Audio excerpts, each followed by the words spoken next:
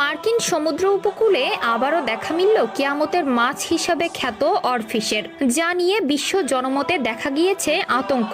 আবারও ঠিক কোন বিপদের আসন্ন বার্তা নিয়ে উঠে আসলো এই মাছ? কোনো ভয়াবহ দুর্যোগ অপেক্ষা করে আছে কি আমাদের জন্য?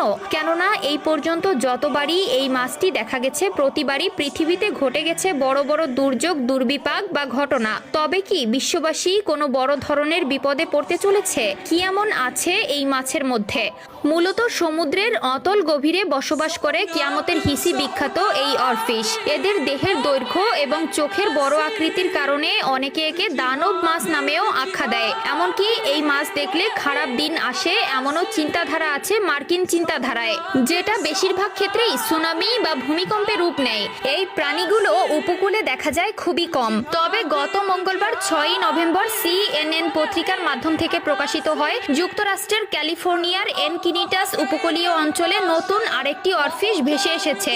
এই নিয়ে গত 3 মাসে 3 বার অনাকাঙ্ক্ষিত এই মাছটি মার্কিন উপকূলে ভেসে এসেছে। তবে কি বারবার এসে কোনো বার্তা দিয়ে যাচ্ছে আমাদের কাছে? কারণ গত 1 শতাব্দী অর্থাৎ 100 বছরে মাত্র 22 বার এই ঘটনাটি প্রত্যক্ষ করেছে যুক্তরাষ্ট্রের মানুষ। সেখানে গত 3 মাসেই 3 বার এসেছে। 6 নভেম্বর সেখানকার একজন ইউনিভার্সিটির অধ্যাপক অ্যালিসন লাভেরিয়া এক ফেসবুক পোস্টে জানিয়েছে এই ঘটনাটি। সেখানে তিনি জানান এই মাছটির দৈর্ঘ্য 9 ফুট পর্যন্ত দেখা গিয়েছে। ফেসবুক পোস্টে তিনি আরও জানান, মৃত বই মাছটি উপকূল থেকে উদ্ধার করে যুক্তরাষ্ট্রের জাতীয় সমুদ্র ও বায়ুমণ্ডলীয় প্রশাসন এবং পরে তা আঞ্চলিক মৎস্য বিজ্ঞান কেন্দ্রে হস্তান্তর করা হয়।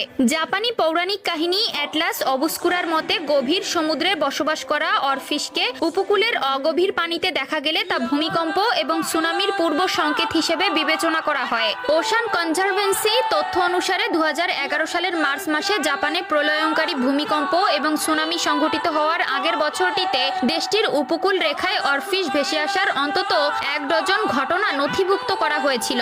বিভিন্ন তথ্যের আলোকে ইতিমধ্যে ন্যাচারাল ওয়ার্ল্ড ফ্যাক্টস মত দিয়েছে, ভূমিকম্পের আগে টেকটনিক আন্দোলন অরফিশের মতো প্রজাতিগুলোকে মারাত্মকভাবে প্রভাবিত করে, যে কম্পনের ফলে মাছগুলোর মৃত্যু পর্যন্ত ঘটতে পারে। তাই চূড়ান্ত বড় ধরনের ভূমিকম্প সংঘটিত হওয়ার আগে উপকূলে মরা এই মাছ ভেসে আসতে পারে। ডুমসডে ফিশ বা কিয়ামতের মাছ হিসাবে আখ্যায়িত অরফিশের সঙ্গে মানুষের সাক্ষাৎ খুব কমই ঘটে, কারণ এই মাছগুলো সমুদ্রের এত গভীরে থাকে যে সেখানকার বাস্তুতন্ত্রে মানুষ সহজে প্রবেশ করতে পারে না। ফলে এই মাছের সম্পূর্ণ রহস্য এখনো আবিষ্কার করতে পারেননি বিজ্ঞানীরা। অরফিশকে প্রায় সময়ই সমুদ্র সর্প হিসাবেও বর্ণনা করা হয়। দীর্ঘ ফিতার মতো রূপালী এর দেহ 30 ফুট পর্যন্ত হতে পারে।